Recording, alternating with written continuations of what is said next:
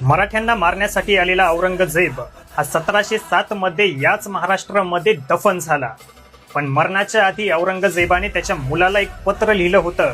त्या पत्रामध्ये औरंगजेब लिहितो की माझ्या आयुष्यातली सगळ्यात मोठी चूक जर मी कोणती केली असेल तर त्या शिवाजीला जिवंतपणे आग्र्याहून सुटू देणं। जर मी त्या शिवाजीला तेव्हाच मारलं असतं तर आज मला या महाराष्ट्रामध्ये 27 वर्ष मराठ्यांविरुद्ध लढावं लागलं नसतं।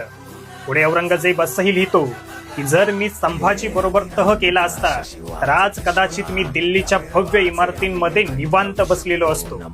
पण मी त्या संभाजीची हत्या केली आणि हे मराठे चौताळले, संघटित झाले आणि आज प्रत्येक घरामध्ये नवीन संभाजी जन्माला आला।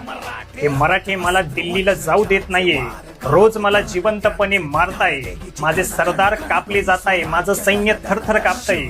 एवढ्या मोठ्या मुघली साम्राज्याचा मी बादशहा या मराठ्यांसमोर मी हरलोय। शिवाजी संभाजी नावाचे बापलेख मला रोज छळताय।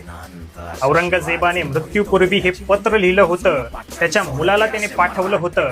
या पत्रामध्ये दिसतंय की औरंगजेब हा मराठ्यांना किती घाबरत होता। हा व्हिडिओ शेअर नक्की करा आणि कॉमेंट सेक्शन मध्ये जय शंभूराजे नक्की लिहा।